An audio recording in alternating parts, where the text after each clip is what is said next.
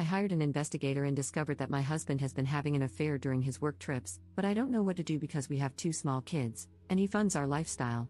Posted by u/throw-ra London mum. My husband, 47M, and I, 44F, have been married for just over a decade, and it has been, for the most part, a loving marriage centered around our two beautiful children. Of course, I've had grievances. He travels a lot for work, is constantly glued to his phone, and sometimes abruptly pops out for errands that he has always been incredibly vague about. Initially, these didn't concern me too much. He has a very demanding job that has allowed us to have a lifestyle I never thought possible, enabled me to leave work to be with the children, take us on wonderful holidays, and send the children to a great school. I always felt that complaining to him about his work, phone, computer, and random emergencies would be selfish, considering everything he does for us. However, 2 weeks ago, I started getting really suspicious after I found a condom in the inside pocket of his blazer. There was no reason for him to have it there, as we only ever have sex at home, and frankly, it isn't something we do as often as we used to. This prompted me to do something I never thought I would do. I found an opportunity to get into his phone when he wasn't looking. I'm not sure what I was looking for. I first checked his photos but couldn't find anything. Then I decided to check his messaging apps, WhatsApp, Telegram, but both were password locked, which I found very odd. Only a message could be accessed, but there was barely anything there. At this point, I had a sinking feeling that something was up. Last year, a friend was in a similar situation and used a digital investigator to learn more about her absent and secretive fiancé. The investigator discovered that this man had been living a complete double life, with a long-term girlfriend in Edinburgh and, unbelievably, an entire business he had set up and was earning money from. She had no idea about the business or all the money he was making, and no doubt spending on his girlfriend. I asked for the investigator's details and requested that they pull together anything and everything they could find about my husband. The investigator spent about a week digging online and came back to me with a report that changed my life forever. I got a call from the investigator, warning me that my husband's report would be a very difficult read and that I should open it in private at a time when I would be able to process it fully. Since receiving it, I have barely been able to eat, sleep, properly take care of the kids, or speak to him, and yet he is so absent-minded that he doesn't even realize something is wrong. It turns out that my husband of over 10 years has been, 1. Having an affair with a woman 15 years his junior. 2. Financing this woman's lifestyle and her failed business venture. 3. Attending sex parties with her, where they have sex with other partners. 4. Posting in a revolting online sex forum, including pictures of his privates and details of his addiction to porn and escorts to his creepy online friends. And 5. Based on his posts online, he has clearly been spending thousands on escorts as far back as 7 years ago. I have no idea where to go from here. I don't know what to do. I have no idea how to confront him about this or if I should see a lawyer first. I know the obvious decision is to simply divorce, but our children are 9 and 7. I have loved him since we first met 14 years ago, and I know that I have a place in his heart too, in spite of these actions. If he is truly an addict, then maybe there is a way to get through this if he agrees to treatment? I am a complete mess, and I can't talk about this to anyone in person just yet. Any advice you have for me would be really appreciated. Relevant comments. Commenter. You are allowing your love of a cushy, expensive lifestyle to cloud your good judgment. You deserve better. Your children deserve a happy home, which this will never be with a parent who is any kind of addict. You will lose respect for yourself if you stay. Your peace of mind will have been sold for 20 pieces of Gucci. Get through the holidays any way you can.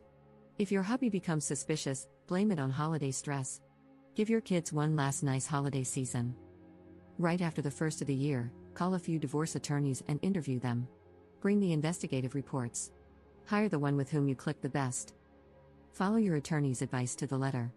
They're an expert, that's why you hired them. Don't listen to family, friends, or strangers on the internet. Get yourself into individual therapy to help you deal with the betrayal. Have your children see a child therapist to assess whether they need ongoing care. Be kind to yourself, you've only just found out about a massive betrayal.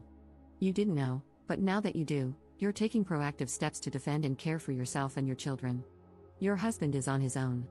He can get into therapy or not, it's not your problem, and don't take it on as one. Your plate will be plentiful with your business and that of your 2 children.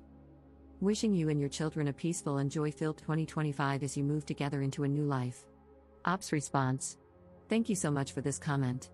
This was one of the most useful ones I have gotten, and I truly took it to heart. I have yet to get into therapy, as I simply haven't had time for it yet, but I am planning to the moment things start to slow down a bit. Update 6 weeks later. This is an update to my original post from around a month ago. Firstly, I'd just like to thank almost every single one of you who has commented to offer me advice or messaged me privately. I took a lot of advice on board, especially from a legal standpoint, and this has proven to be of great benefit. I apologize for my long absence and lack of replies. I hope the update below explains it. I chose to wait until after New Year's as I did not want to rob the children of one last Christmas and New Year's holiday as a family. In the meantime, I researched solicitors and sought recommendations from trusted friends. Rather humiliatingly, after much urging on this website, I also scheduled and went through with an STI test. It was horrifically embarrassing, but I am relieved to say that it came back negative. I don't know how I could have coped if he had gotten me sick because of his revolting actions.